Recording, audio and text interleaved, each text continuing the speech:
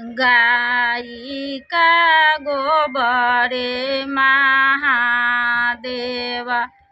आंगना निपाई गजमोतिया हो महादेव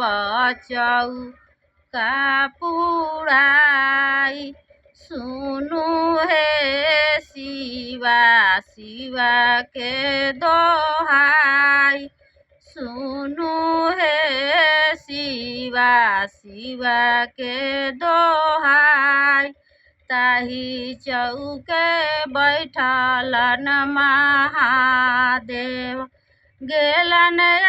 आलसाई हुदुक के मारे गौरा देलिहा लीना जगाई सुनु हे शिवा